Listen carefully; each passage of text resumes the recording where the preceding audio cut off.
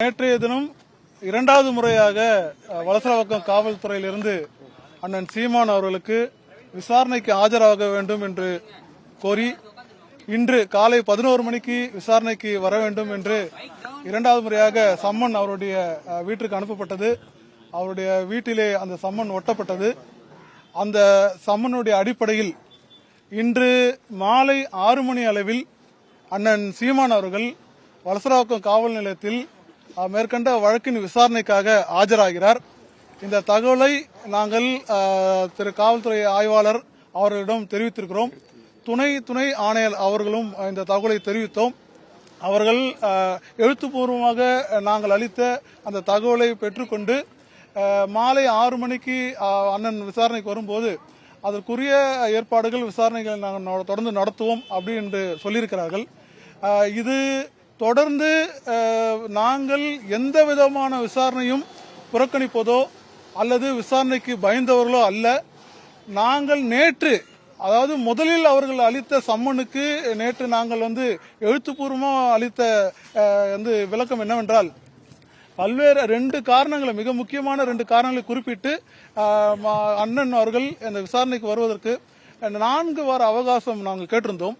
ஆனால் மிக அரசியல் அழுத்தத்தின் காரணமாக இந்த காவல்துறை நாங்கள் இங்கே மனு கொடுத்த, எழுத்துப்பூர்வமாக கொடுத்த அடுத்த ஒரு 20 நிமிடத்தில் இங்கிருந்து 2வது சம்மனை தயார் செய்து இங்கிருந்து நீலாங்கரைக்கு அவருடைய வீட்டிற்கு சென்று அந்த 2வது சம்மன் அந்த வீடு பூட்டப்பட்டு இருக்கவில்லை.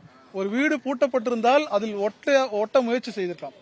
வீடு இருக்கிறது, அண்ணனுடைய மனைவியார் அங்க இருக்காங்க, அவர்களிடம் கொடுத்திருக்கலாம், அல்லது பல்வேறு உதவியாளர் இருக்காங்க, அவங்ககிட்ட கொடுத்திருக்கலாம்.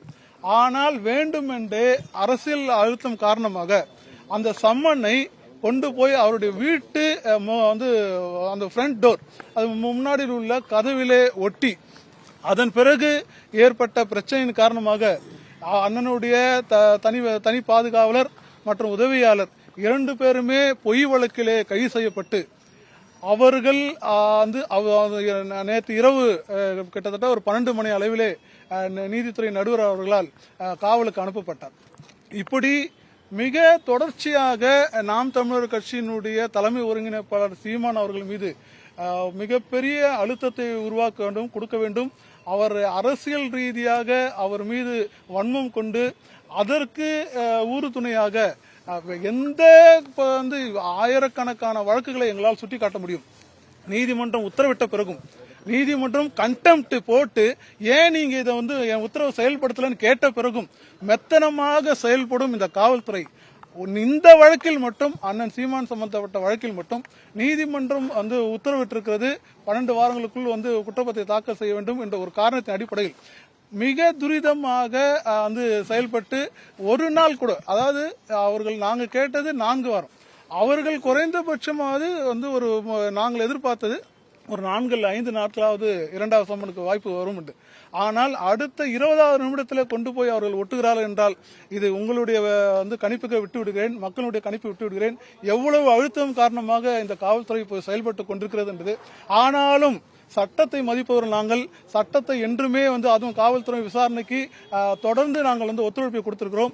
அண்ணன் சீமான் தொடர்ந்து 2009 பல்வேறு வழக்குகளை கண்டவர், பல்வேறு நீதிமன்றங்களை கண்டவர். ஆகவே அவர் அதற்கு எதுக்கும் அஞ்சாதவர்.